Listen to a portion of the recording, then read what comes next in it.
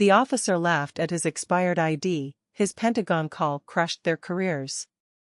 The air within the polished, almost intimidatingly modern lobby of Thorne Dynamics hummed with an almost imperceptible tension. It was a tension born not of crisis, but of a quiet, oppressive certainty, a feeling Elias Thorne knew all too well, one he had spent decades fighting in boardrooms and on battlefields. At its epicenter stood an old man, his figure stooped, his clothes bearing the undeniable marks of countless hard-earned decades, and his eyes, though tired, held a spark that few noticed. This was Elias Thorne, or rather, the man who appeared to be Elias Thorne. He had carefully selected the threadbare jacket, the patched trousers, the scuffed, familiar boots, garments that whispered tales of a life lived far from corporate towers, of honest toil and perhaps, of forgotten service. He felt the rough wool against his skin, a stark contrast to the tailored suits he usually wore, and a faint smile touched his lips, a secret understanding of the irony. Before him, two figures, resplendent in their crisp Thorne Dynamics security uniforms, stood with an air of dismissive authority. Jareth, the senior security officer, was a man whose paunch strained against his belt, a monument to years of sedentary work and perhaps, too many indulgent corporate lunches. His face was a perpetual sneer, a default expression that seemed to find fault in everything, particularly in those he deemed beneath him. He held a tattered military ID card between his thumb and forefinger as if it were a particularly offensive piece of refuse, his gaze flicking between the card and Elias with undisguised contempt. Beside him, Sergeant Lorcan, Jareth's superior, a man with a perpetually furrowed brow and an even more pronounced air of self-importance, chuckled. It was a dry, grating sound that echoed faintly in the vast space, a sound Elias had come to associate with men who confused bluster with strength. Lorcan smoothed down the front of his uniform, a gesture of vanity that spoke volumes of his character. Elias observed them, assessing their posture, their micro-expressions, the way their eyes held a mixture of boredom and barely concealed disdain. This was precisely what he had come to see. "Still going on about this Pentagon call, old man?" Jareth scoffed, flicking the ID card with a contemptuous snap. The sound resonated in the quiet lobby. "Look, your little plastic fantastic here expired before I was even born. What, did you serve in the War of 1812? Honestly, this is getting pathetic. We've been over this. You're not getting in. And if you don't leave, we'll have to assume you're a genuine security risk." His words dripped with condescension, each syllable designed to belittle, to grind the spirit down. Elias felt the familiar prickle of indignation, but suppressed it. This was the test. This was the raw data he needed. He noted Jareth's rising impatience, his eagerness to exert perceived power. Sergeant Lorcan stepped forward, his expression a mixture of annoyance and thinly veiled amusement. He adjusted his earpiece, a subtle power play. "Jareth, just get him out of here. He's causing a scene. Perhaps he thinks this is some kind of a veterans outreach program. We're Thorne Dynamics, not a charity for the confused." Lorcan's gaze swept over Elias's threadbare jacket, the patched trousers, and the scuffed boots, assessing and dismissing the man before him with a single, contemptuous glance. He could not fathom that the very ground he stood upon, the air he breathed, the uniform he wore, all belonged to this seemingly destitute figure. The irony was almost overwhelming to Elias. These men, gatekeepers of his own empire, treated him like an intruder, a vagrant. It confirmed his deepest fears about the erosion of respect, even within the walls he had built. He had seen it festering, like a slow-growing cancer. Elias Thorne, however, merely straightened his shoulders, a subtle movement that belied the apparent frailty of his frame. A profound weariness was etched onto his face, but beneath it, a quiet resolve had solidified. His voice, though raspy with age, carried an unexpected resonance, a deep hum that seemed to vibrate through the marble floors, an echo of the voice that had commanded armies. "You both have made your decision," he stated, his eyes, once weary, now glinting with a sharp, almost predatory intelligence that the guards completely overlooked. They saw only the tattered clothes, the gray hair, the hunched posture. They saw what they expected to see. You've drawn your lines in the sand. And now, the game is over. The words hung in the air, weighted with a significance only Elias understood. He felt a quiet satisfaction in their obliviousness. The trap was sprung. Jareth let out a derisive snort, his chest puffing out slightly. Game? Oh, you think this is a game, old-timer? We're about to escort you off the premises, and if you resist, we'll make sure you learn that this is very much not a game. He gestured towards a new recruit, Private Anya, who stood a little distance away, her eyes wide with a mixture of apprehension and an unreadable sympathy. She had been diligently checking a delivery manifest, her brow furrowed in concentration, but the escalating voices had drawn her attention. Anya, come over here. We might need a third pair of hands to gently persuade our friend here to understand the rules. Jareth's voice carried a thinly veiled threat. Anya hesitated for a moment, her gaze falling upon the old man, who merely stood there, unmoving, unflinching. A silent, internal battle waged within her. She had seen the way Jareth and Lorcan treated anyone they deemed beneath them. The casual cruelty of their words often made her stomach churn. Just this morning, she had witnessed them taunting a cleaning lady for being a few minutes late, threatening to report her. Anya knew what it was like to be at the bottom, to live paycheck to paycheck, struggling to afford her younger brother's rising medical bills. Her meager security guard's salary barely covered his medication and their cramped apartment rent. She often skipped meals, her own hunger a constant companion, to ensure her brother had enough to eat. Yet, her job, her very livelihood, depended on her obedience. With a sigh that was almost imperceptible, she began to move, but her eyes remained fixed on Elias Thorne. He, in turn, offered her the briefest, most enigmatic of smiles, a silent acknowledgement that only she seemed to register. The two arrogant guards, lost in their own sense of superiority, noticed nothing but their perceived triumph. They were about to learn that some games, particularly those played by men like Elias Thorne, had consequences far beyond their limited imaginations. Elias Thorne was not merely an old man, he was a titan, a living legend. At 78, he was the retired four-star general, a military strategist whose insights had shaped global conflicts, whose decisions had altered the course of history. He had commanded troops in the most unforgiving terrains, negotiated peace treaties in volatile regions, and advised presidents. His mind was a labyrinth of strategic brilliance, capable of anticipating moves years in advance. He was also the revered founder and owner of Thorne Dynamics, a multinational behemoth whose innovations in defense technology safeguarded nations and defined the cutting edge of modern warfare. His name was synonymous with power, integrity, and foresight.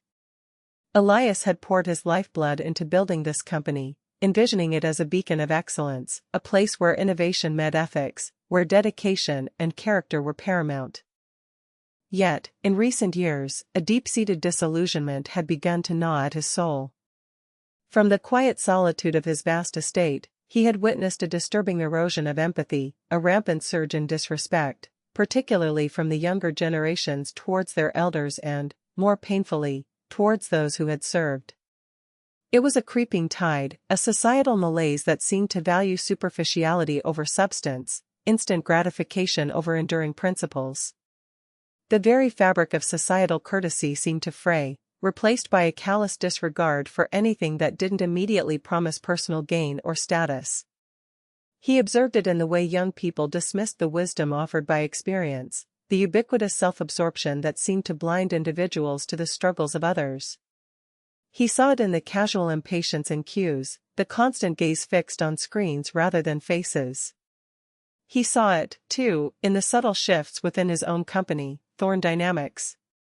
Some of his own employees, those who had risen through the ranks, began to treat the cleaning staff, the older administrative assistants, or even the new, inexperienced recruits with a dismissive air.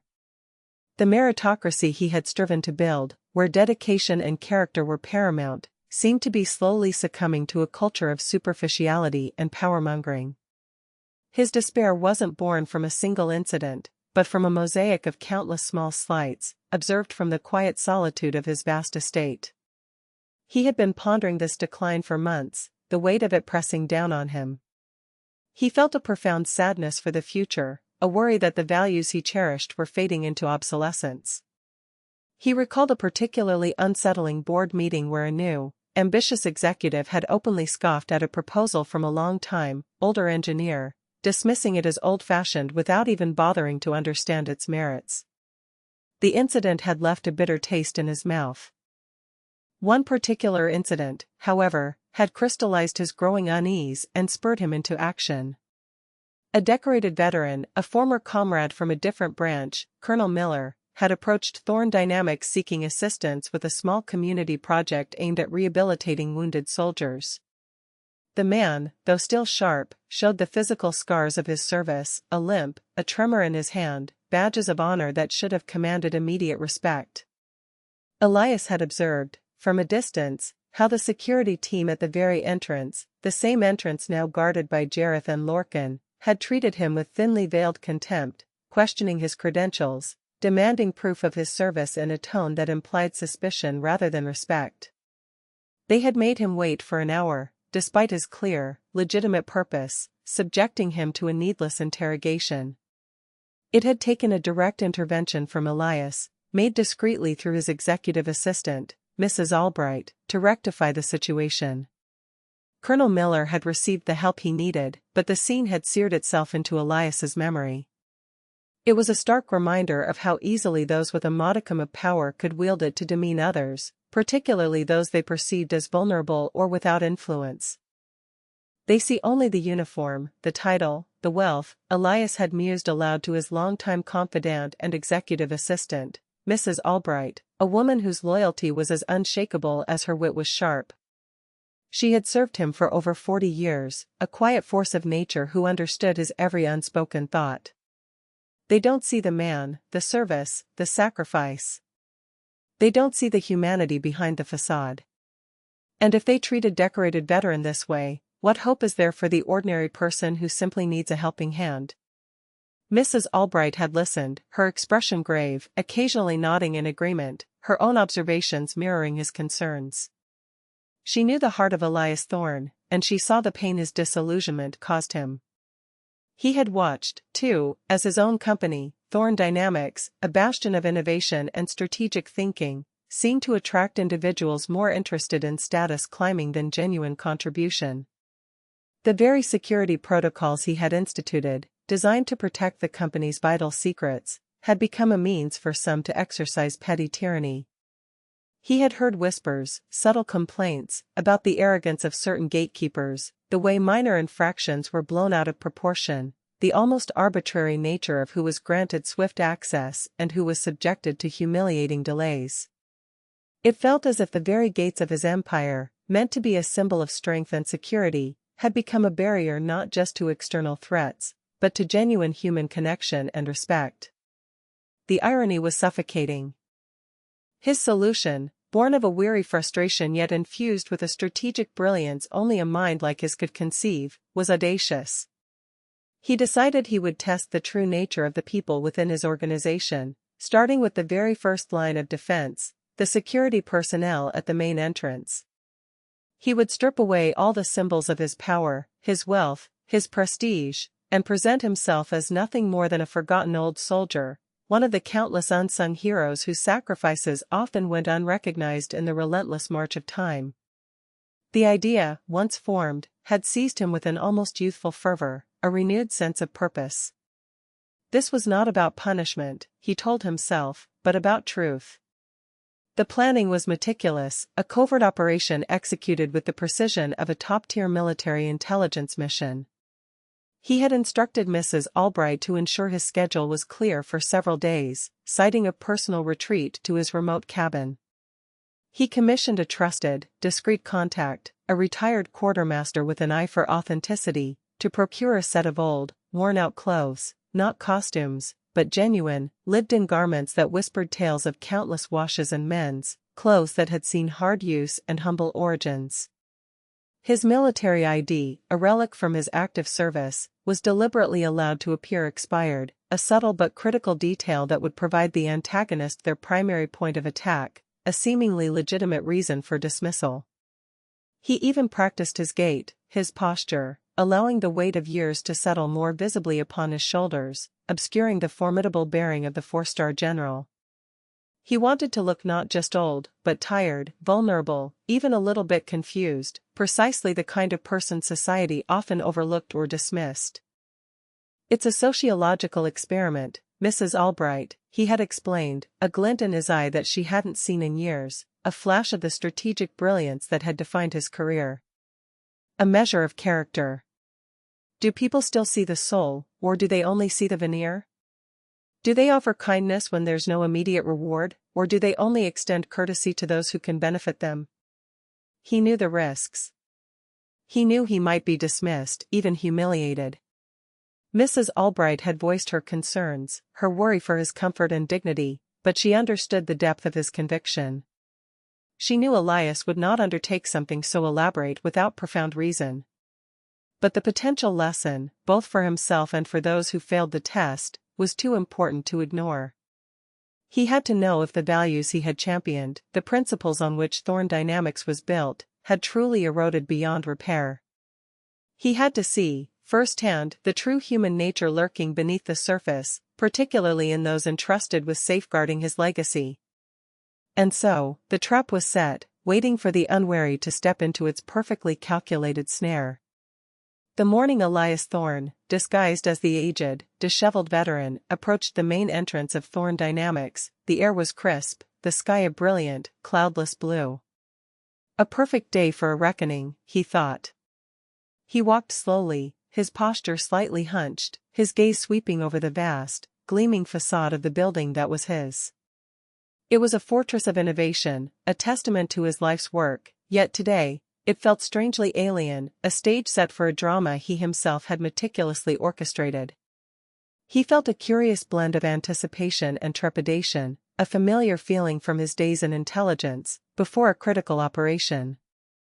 As he reached the security checkpoint, he noticed the two figures who would be his primary subjects: Jareth, already looking bored, swiping a card through a reader, his attention clearly elsewhere, and Lorcan, engrossed in a conversation on his walkie-talkie, his back to the entrance. Elias noted their lax posture, the casualness of their vigilance, a stark contrast to the rigorous standards he had initially set for his security teams. He also saw Private Anya, new to the team, diligently checking a delivery manifest, her brow furrowed in concentration. She seemed earnest, perhaps even a little overwhelmed by the sheer scale of the operation around her, a stark contrast to the jaded indifference of her superiors. Elias watched her for a moment, observing her focused intensity, a small spark of hope flickering within him. Elias approached Jareth, who looked up, his eyes already narrowed in judgment, the dismissive sneer already forming. "Morning," Elias rasped, offering a small, polite smile, the performance carefully maintained. "I'm here too. Well, I used to work here. Just wanted to see if I could get a quick look around. Nostalgia, you know." He fumbled in his worn wallet, pulling out the carefully selected, seemingly ancient military ID card. It was genuinely his, but intentionally presented in a way that screamed outdated, its edges frayed, the laminate peeling slightly. Jareth took the card, his fingers barely touching Elias's, as if fearing contamination. He glanced at it, then at Elias, a smirk beginning to form on his lips. "What is this?" "Sir, this ID is ancient," says General Elias Thorne. "You a general? And look at this date. It's expired. Like, really expired. Decades ago, expired." He held it up to the light, then tapped it dismissively. "You look nothing like the picture either. People get old, sure, but this is a different person entirely." His tone was openly sarcastic, his eyes darting to Lorcan, who had just finished his call and turned around, curiosity piqued by Jareth's theatrics. Lorcan sauntered over, a patronizing smile playing on his lips. He adjusted his tie, a gesture of self-importance. "What's the problem, Jareth? Another lost soul looking for the wrong address?" He took the ID from Jareth, scrutinizing it with an air of superior knowledge, as if he were an expert archivist. General Elias Thorne? Huh. That's rich. Elias Thorne is the founder, the owner. He's a legend. He's not this. His gaze swept over Elias's shabby attire, a look of utter disdain hardening his features. Look, old man, we get all sorts. People trying to get a handout, people with delusions. You clearly don't belong here. This is Thorne Dynamics. Top-tier security. We don't let just anyone waltz in with a prop like this. Lorcan tossed the ID back onto the counter, narrowly missing Elias's outstretched hand. Elias maintained his calm demeanor, a slight tremor in his hand, a performance of vulnerability that felt disturbingly real. He felt the familiar pull of his true authority, the urge to drop the charade and assert himself, but he resisted. The test had to run its course. It's not a prop, son. It's genuine. And I assure you, I do belong here. His voice held a quiet authority, a ghost of the general he once was, a subtle shift that went unnoticed by the two guards. Jareth snorted, leaning closer, a cruel glint in his eyes. Belong here? You look like you belong in a homeless shelter. Listen, we're busy. We've got important people to process. Move along before we have to call the authorities. He started to hand the ID back, but then paused, a wicked idea sparking in his eyes. He exchanged a knowing glance with Lorcan. Tell you what, General. If you're really General Thorne, why don't you just call the Pentagon? Get them to vouch for you. Right here, right now. Jareth and Lorcan exchanged smirks, fully expecting the old man to stammer, to retreat, to reveal his bluff. They relished the opportunity to humiliate him further. Elias's eyes narrowed almost imperceptibly. This was the precise provocation he had anticipated, the moment the true depths of their arrogance would be revealed. He had deliberately chosen the Pentagon call as the ultimate test, knowing it was an impossible demand for anyone but him. Perhaps I will, he said, his voice quiet but firm, carrying a hidden weight. Perhaps I will call the Pentagon.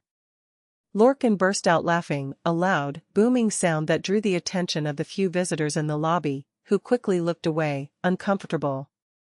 Oh, you're serious. He's serious, Jareth. Go on, old man, make the call. We'll wait. I'm sure the Secretary of Defense is just sitting by the phone, waiting for General Elias Thorne to grace him with a call from the main entrance of his own company. The mockery was palpable, sharp as a blade. They reveled in the power they held, the ability to humiliate someone they deemed insignificant, someone powerless. Private Anya, who had been observing the escalating confrontation from a distance, felt a knot tighten in her stomach. She had seen this play out before, the casual cruelty, the glee in their superiors' eyes as they pushed someone to their breaking point. Her own struggles made her more attuned to the vulnerability of others. She had seen Elias's tired eyes, the slight tremble in his hand, and recognized a genuine need, a human fragility that Jareth and Lorcan seemed determined to exploit. Suddenly, Elias coughed, a dry, racking cough that seemed to shake his frail frame. He put a hand to his chest, feigning weakness, a carefully orchestrated performance to elicit a particular response. Could I just have a glass of water? He managed to croak, his voice thin and strained. Jareth rolled his eyes with a theatrical sigh. Oh, now he's thirsty. Look, old man, this isn't a cafe. We're not here to serve you. Lorcan waved a dismissive hand. He's just trying to waste our time, Jareth. Don't fall for it. Just tell him to leave, or we'll have to physically remove him. He took a step towards Elias, a clear threat in his posture. It was at this moment that Private Anya, unable to bear the callousness any longer, made her move. Her heart pounded in her chest, a drumbeat of fear and resolve. She knew this was a breach of protocol, a direct challenge to her superiors, but the old man's vulnerability, his simple request, resonated with her own quiet suffering. Without a word, she reached into her bag, pulling out a sealed plastic bottle of water, the very bottle she had been saving for her own lunch break, knowing she wouldn't be able to afford anything else until her next paycheck. It was her last resort against her own hunger pangs. She walked silently towards Elias, avoiding Jareth and Lorcan's gazes, her focus entirely on the old man, and gently extended the bottle towards him. Her eyes, though hesitant, met his, and in them, he saw not pity, but genuine respect, a quiet acknowledgement of his humanity. "Sir," she whispered, her voice barely audible, tinged with a slight tremor, "please, take this. You look like you need it." Elias took the bottle, his fingers brushing hers. Her touch was brief, but it spoke volumes. It was a gesture of pure, unadulterated kindness, offered without expectation of reward, without fear of reprisal, defying the very atmosphere of scorn that Jareth and Lorcan had cultivated. He looked into her eyes, and in that moment, he saw the light he had been searching for. The last piece of his puzzle had fallen into place. He gave her another one of his enigmatic smiles, a silent acknowledgement that only she seemed to register, a smile that conveyed a universe of understanding and a silent promise. "Thank you, Private," he said, his voice clear now, the feigned rasp gone, replaced by a quiet, resonant power. He held her gaze for a beat longer than necessary, a silent message passing between them, a recognition of character. Jareth and Lorcan, too self-absorbed to notice the subtle shift, merely grumbled. "Anya, what are you doing? Don't encourage him. He's a nuisance, not a guest." Lorcan barked, his face reddening with anger and annoyance at her defiance. "Get back to your post." Anya quickly retreated, her cheeks flushed, but a quiet satisfaction bloomed in her chest. She had done the right thing, even if it meant risking a reprimand, even if it meant going hungry later. Her conscience was clear. Elias, still holding the water bottle, turned back to Jareth and Lorcan. His eyes, no longer tired or confused, blazed with an intensity that seemed to pierce through their arrogance, revealing the hollow core beneath their uniforms.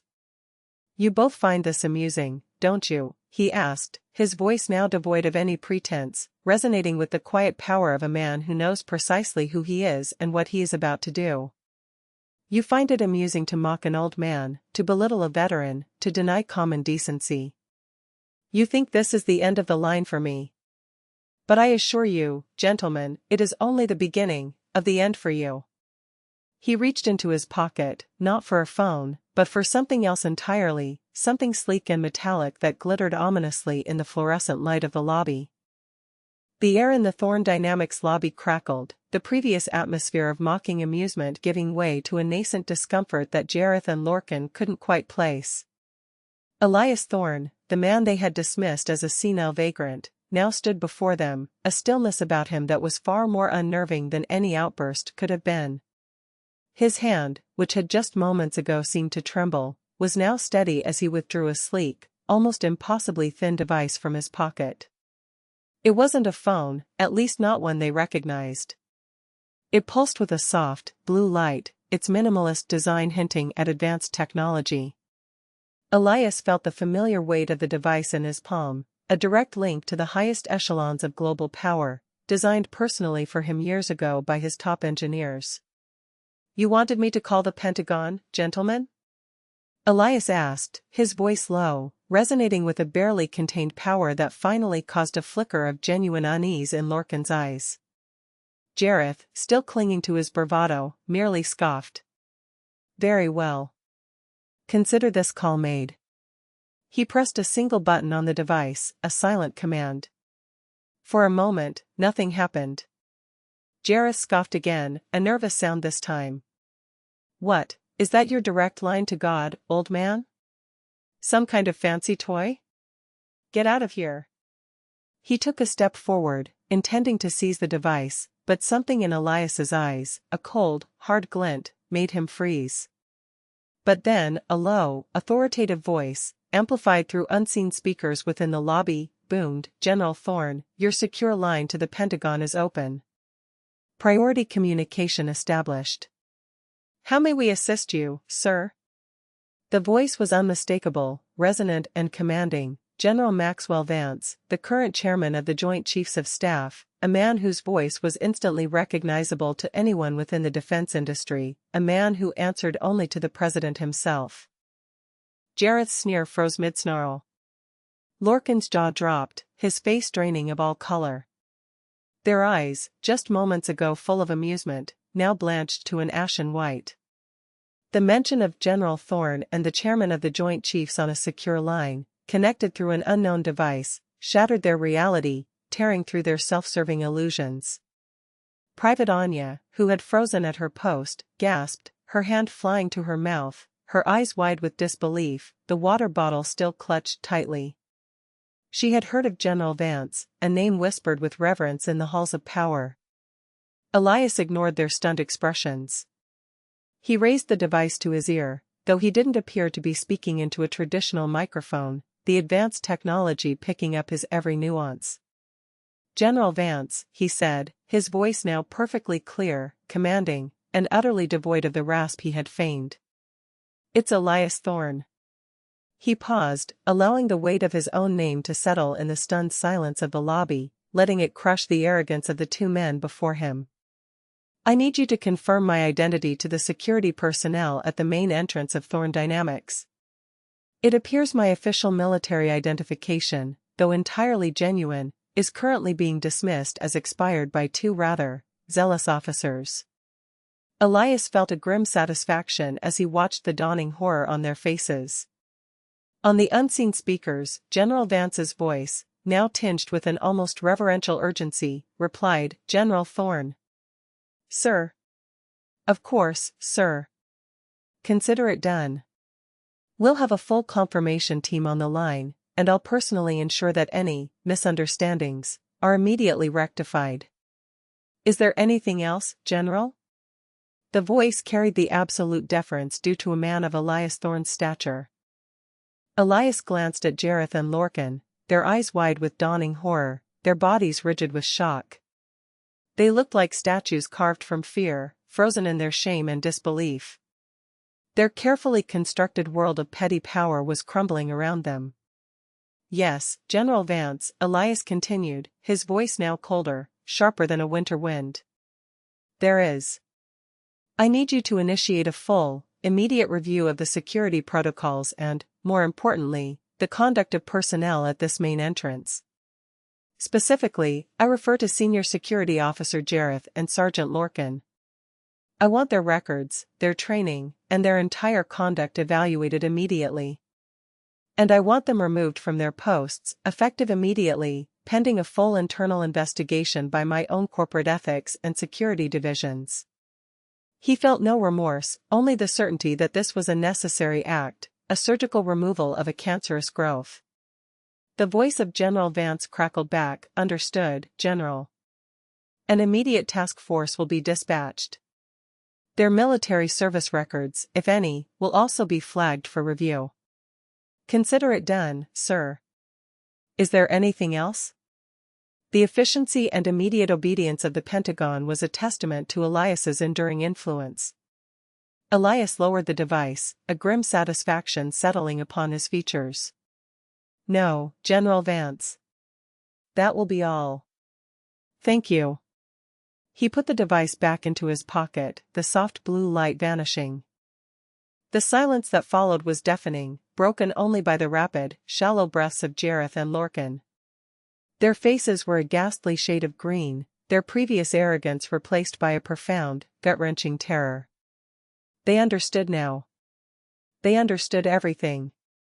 The old man, the beggar, the confused veteran, was Elias Thorne, the founder, the general, the very man who held their careers, their livelihoods, in the palm of his hand.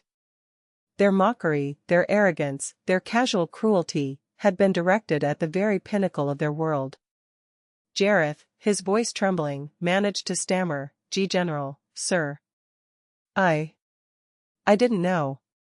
We thought, he tried to genuflect, to offer some pathetic excuse, but the words caught in his throat, choked by fear.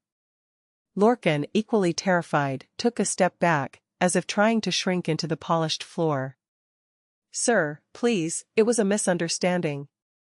We were just following protocol, sir.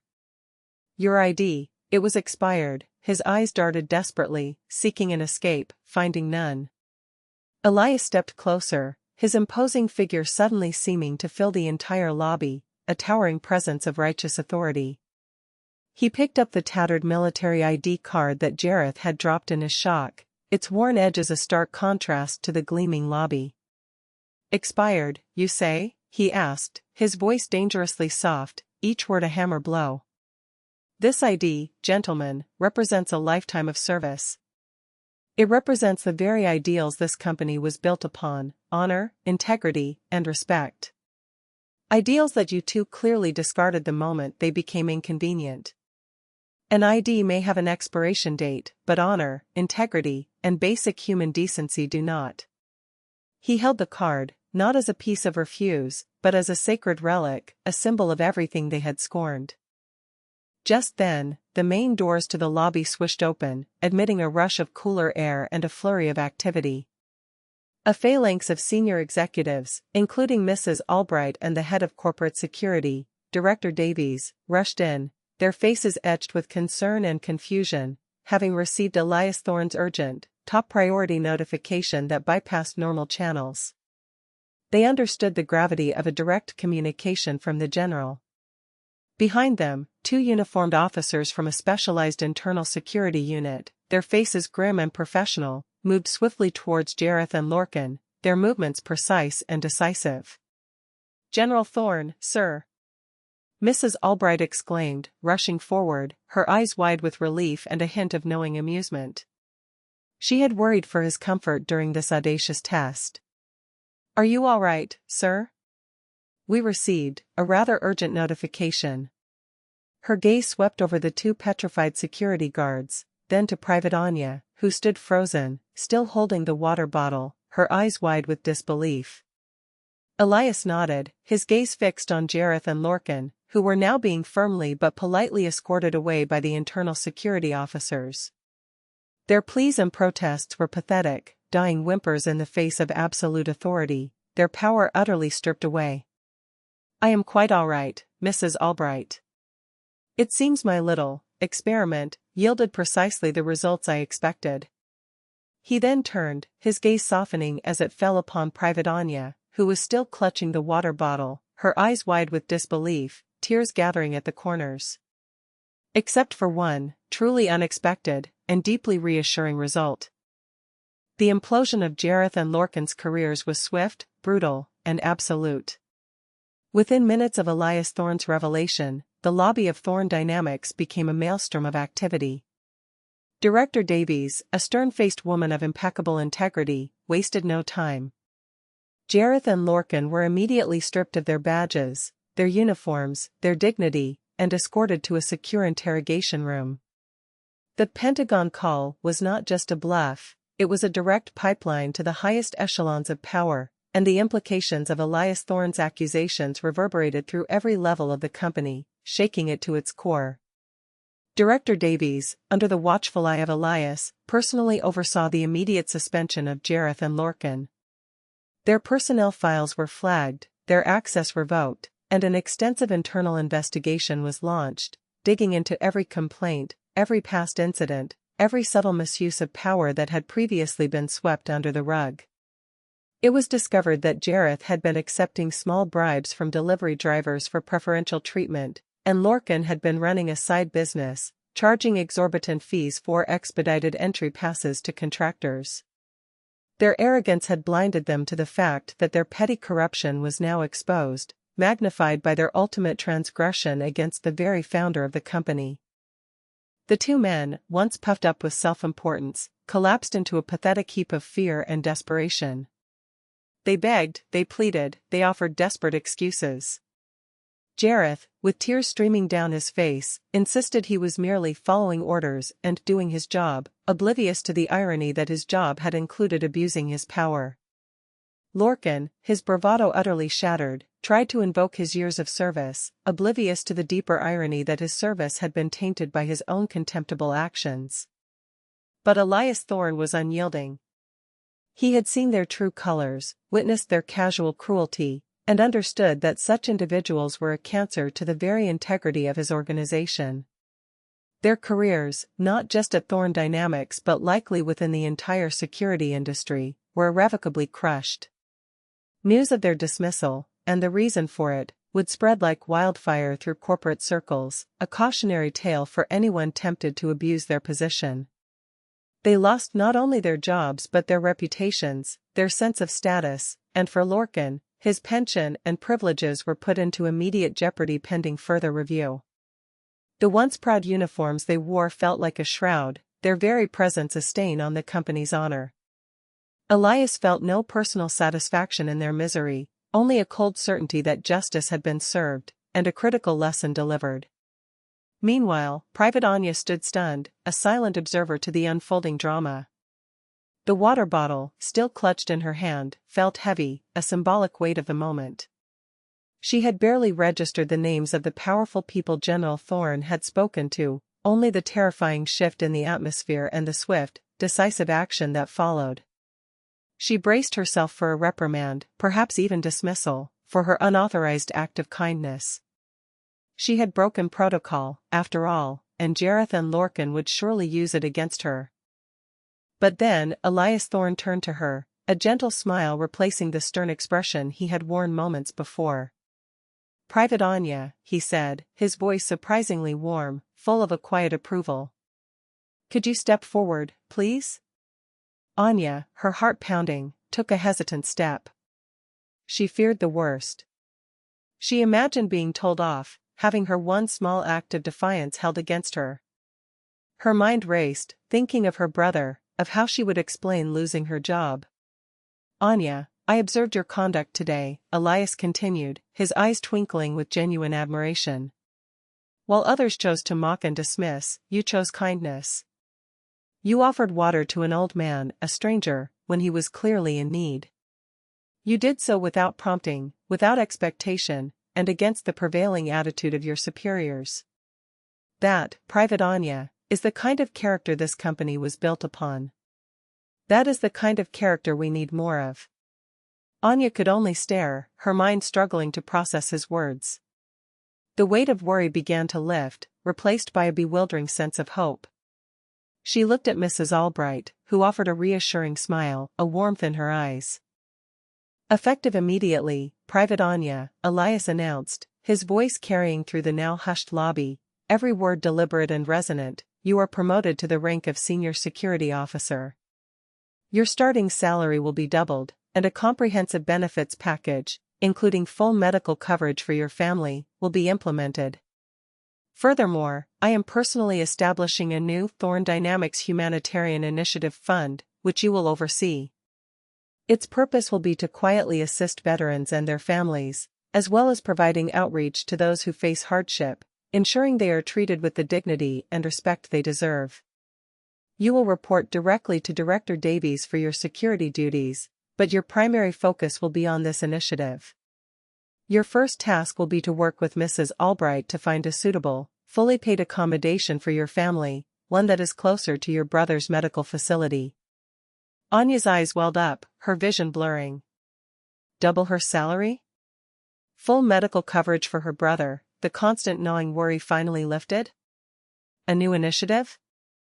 A new home? It was more than she could ever have dreamed of. It was a lifeline, a miracle, delivered by the very man she had offered a simple bottle of water to. She stammered, unable to form coherent words, overwhelmed by the sheer magnitude of the unexpected reward. Tears streamed down her face, tears not of sorrow, but of profound, overwhelming gratitude and relief. She had merely extended a small gesture of compassion, and in return, her entire world had been transformed. Elias watched her, a deep sense of peace settling over him. This, he thought, was the true reward. Weeks turned into months, and the ripple effects of Elias Thorne's dramatic reveal reverberated throughout Thorne Dynamics and beyond. The new internal security and ethics protocols were implemented with ruthless efficiency. The gates of Thorne Dynamics, once a symbol of arbitrary power for some, now stood as a testament to fairness and respect. Every security guard, every employee, understood the new standard: character mattered more than credentials, and empathy outweighed hierarchy. The story of the expired ID and the Pentagon call became a legend within the company, a constant reminder that true leadership saw beyond appearances and that true character shone brightest in the dark.